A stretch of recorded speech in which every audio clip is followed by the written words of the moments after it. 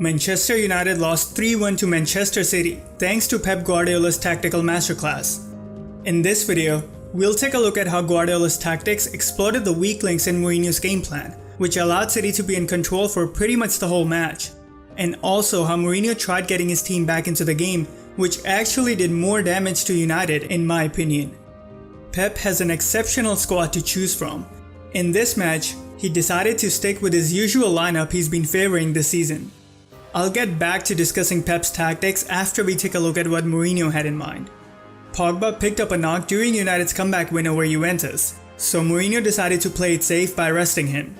Fellaini was brought in as his replacement and played in the middle of Matic and Herrera. Lukaku and Sanchez were left on the bench as Mourinho opted to go with Rashford as the centre forward with Lingard and Martial on either side. I assume that's because Mourinho wanted to get City out on counterattacks, so the pace of the forwards played a big part in his selection. There could be other reasons I'm not aware of though, but this makes the most sense.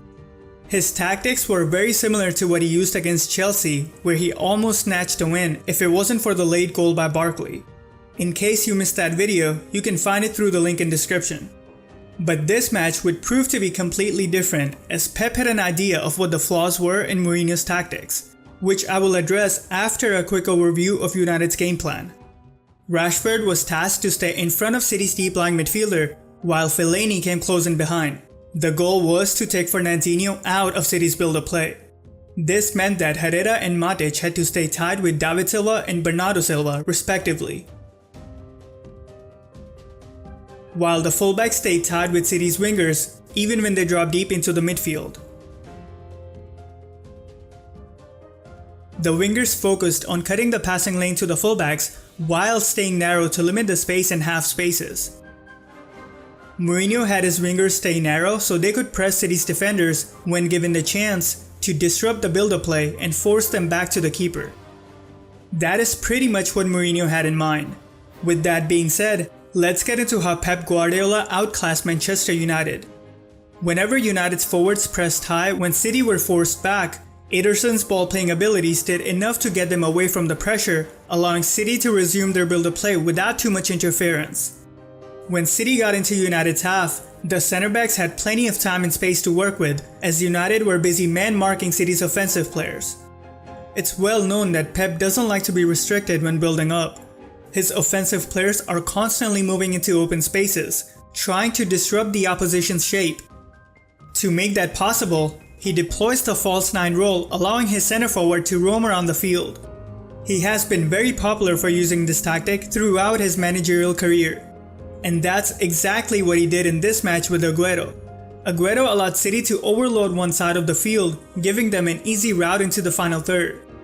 Agüero was causing United a lot of trouble as he kept disrupting United's shape. You may have noticed that Agüero keeps dropping on the left side of the field. City were targeting their left side more often than not. I believe it's because of Young playing as the right back. David Silva and Bernardo Silva both were allowed to roam freely on their respective sides, looking to exploit any gaps left open by United. However, David Silva was more involved and was always trying to get City behind United's midfield by staying just in front of the defensive line. Agüero's false nine role made all of this much easier. Let's take a look at the last clip again. Herrera has to close Agüero down as he's wide open and ready to link up.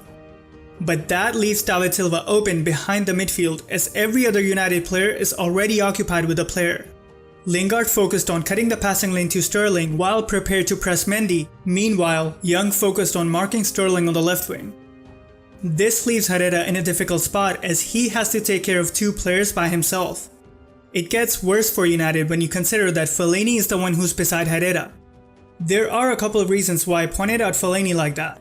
But before I get into that, let me make it clear that it's not really Fellaini's fault he's playing in the middle of Matic and Herrera. If I recall correctly, Fellaini used to play an offensive role in the midfield when he was in Everton and disliked being played as a defensive midfielder.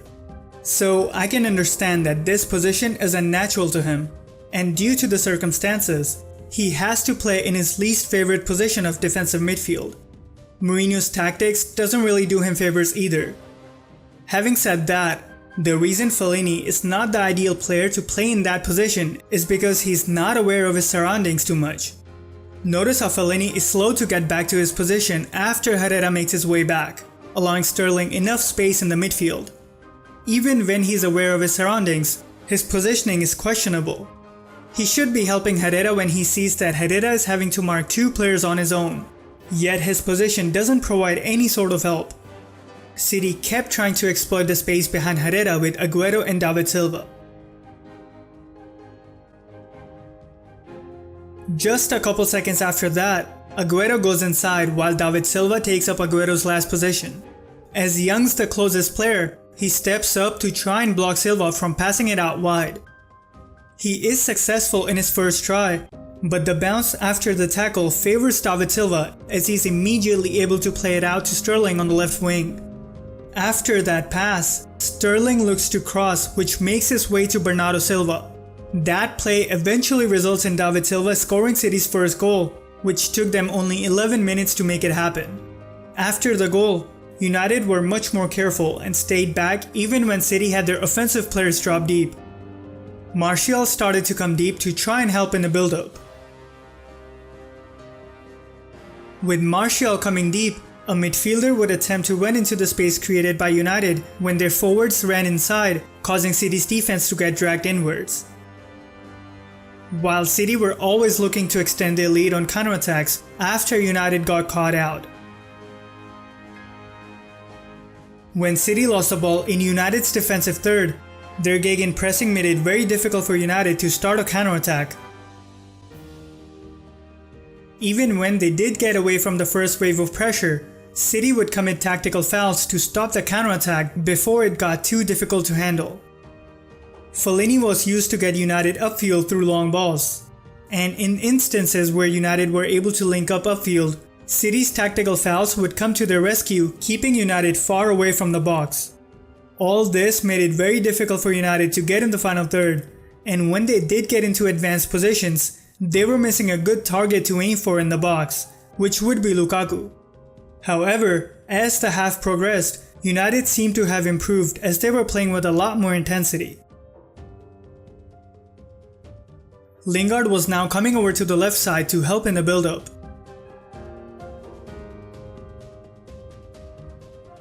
Which helped immensely in getting them upfield and into the final third.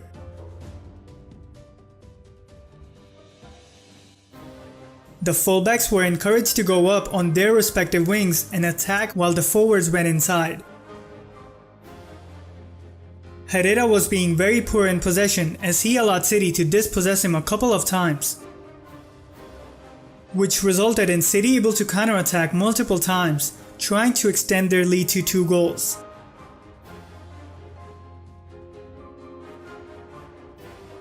As the half progressed, United were much more careful in possession as they were now trying to play from the back. Although City's high pressure made it difficult for them to do that, they kept on trying to play from the back with Martial dropping deep every now and then.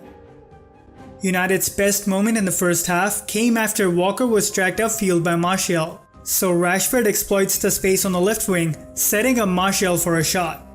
The first half ended with City on top. However, United's reaction to conceding the goal meant that they were still in the game. But not even 3 minutes into the second half, following a counterattack after De Gea's pass is miscontrolled by Lingard, Manchester City are able to score their second goal of the game, putting a huge dent into United's hope of coming back. United's wingers were staying quite deep and narrow to take care of the half spaces, while they had the ball near midfielder go up and press the centre back to not allow him enough time and space to pick out a pass. United continued to use Fellaini to get upfield and bypass City's pressure, and then look to create chances. They were still pressing high to disrupt City's build-up play, which Ederson was able to deal with without too much difficulty. Meanwhile, City continued to target Young and could have scored their third of the game if Sterling decided to shoot.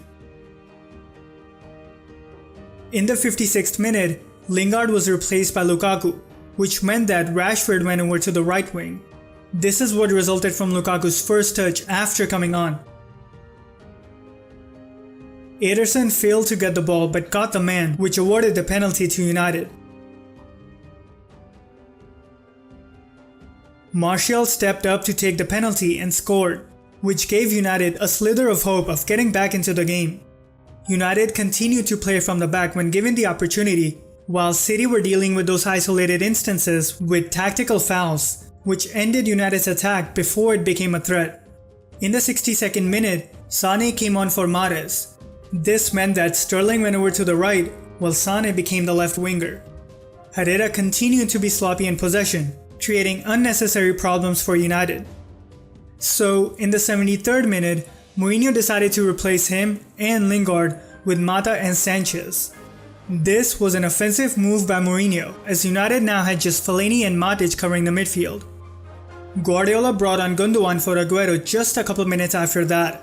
This change meant that Sterling was now the false nine. And this is where it all went south for United. You see, I applaud Mourinho for going on the offense, but he made it much easier for City to move the ball around, as United only had 2 players taking care of the midfield as opposed to 3 before, and even that wasn't sufficient enough on occasions. So, right after the substitutions by both teams, City has the total control of the game, as the extra player in the midfield allowed City to be very comfortable when in possession, while United's midfield presence got even worse than before. As the game was coming to an end, in the 86th minute, City get into the final third after exploiting the space left by United's 2 defensive midfielders. Fellaini gets dragged inside to cover City's false nine, but leaves huge space open on the left side of the field in process, which Gundogan is more than happy to exploit. That play eventually results in Gundogan scoring City's 3rd goal of the game, which had 42 passes leading up to that instance. Overall, Guardiola totally outclassed Mourinho, and even when it seemed like Mourinho was getting United back into the game, Guardiola spotted the flaws in Mourinho's substitutions, which eventually resulted in Manchester City scoring a very impressive team goal, putting any result other than a loss out of Mourinho's reach. Pep Guardiola definitely won the tactical battle in this match.